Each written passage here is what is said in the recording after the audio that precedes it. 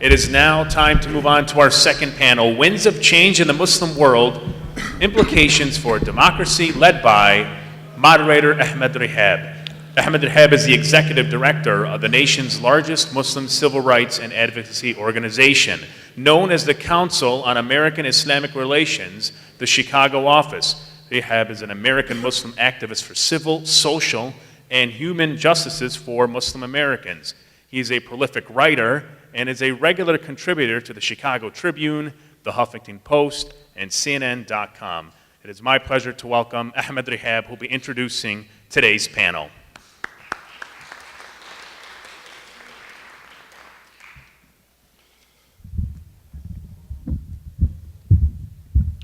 Assalamu alaikum wa rahmatullahi wa barakatuh. Peace and blessings be upon you all, and welcome to the second panel of the day. And let me just say that this panel is a panel that is very close, the topic of the panel is very close to my heart.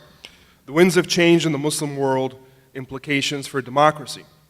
And the reason that is that I've had the honor of having a dual role vis-a-vis the Arab Spring, both as a media analyst, an analyst that's on the speaking circuit, universities, think tanks, etc., but also, more importantly, at least to me, as a participant in the Arab Spring, having had the privilege of arriving in Egypt on January 23rd, 2 days before the revolution broke out in Egypt, and being able to remain there through the 28th, the big day where the majority of the revolutionaries were in the streets, and that was sort of the decisive day, the day of action, where the police were defeated by the peaceful tropes of people, all the way through the Tahrir Square movement to the 11th of February when former President Mubarak stepped down.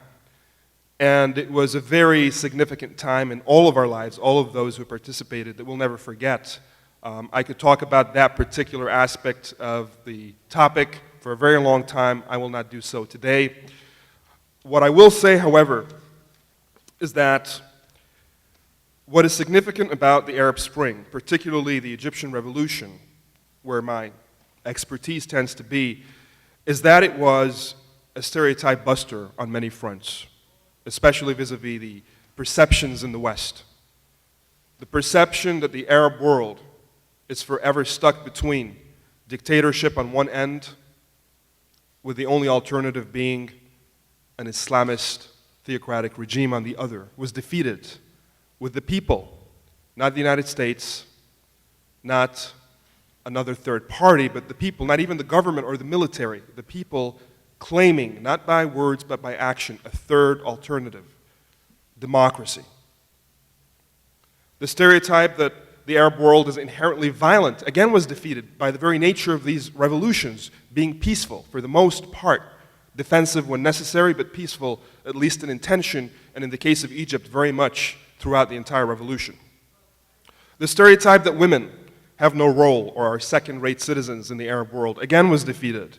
If you were in Tahrir Square, or if you were watching your television set during the revolution, you would have seen the many women leaders who were not just leaders in the streets chanting and leading the chants and leading the marches, but also, as I came to see post-February 11th, as I made visits and started to build networks with the different youth movements, they're sitting there at the tables in the leadership positions, not as female token representatives, but as leaders, period.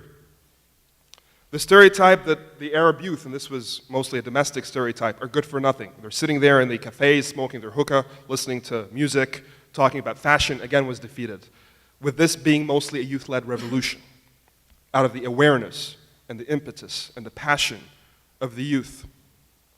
And finally, the stereotype that the Arab world, or the Muslim majority world in general, is inherently intolerant towards other faiths. Again, we saw in Egypt and in the case of Syria and other places how Muslims and Christians work together side by side towards the same goals of freedom and democracy.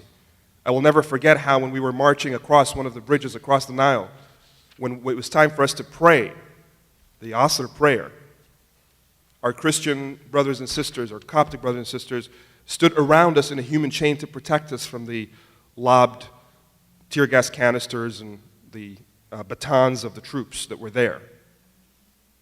I'll never forget how Muslim leaders invited Christians on our Friday, our Sabbath, in Tahrir Square to hold a religious mass, a Christian mass.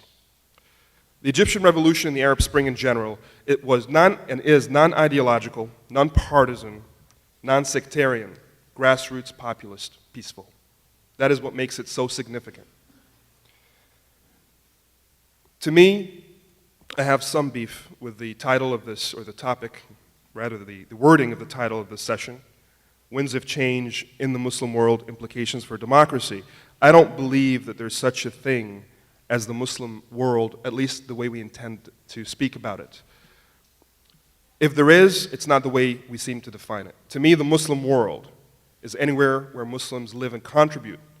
Azim Ibrahim is Scottish. He's a Muslim. He's very much part of the Muslim world. He's not external to the Muslim world. I, as an American Muslim, and yourselves are very much part of the Muslim world. Who can argue that Muhammad Ali or Malcolm X are neither Western or either Western or Muslim? It's not dichotomous.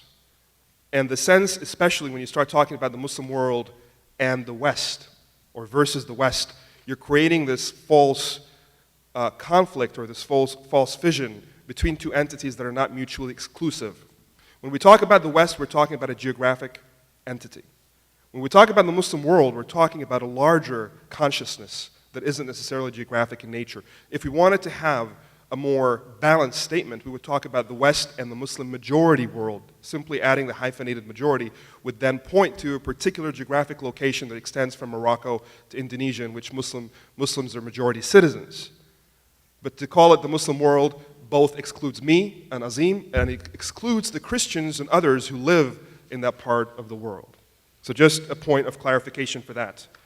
We have a very distinguished panel of guests with us today to discuss this topic. I'd like to begin by introducing our first panelist, and that is Dr. Stephen Grand, who is a fellow and director of the Sabin Center at Brookings Project on U.S. Relations with the Islamic World.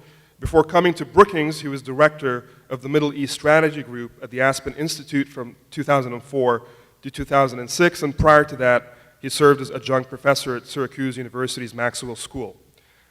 He is an International Affairs Fellow at the Council of Foreign Relations, and he received a BA from University of Virginia, and his PhD is from Harvard University. Please welcome our dear professor.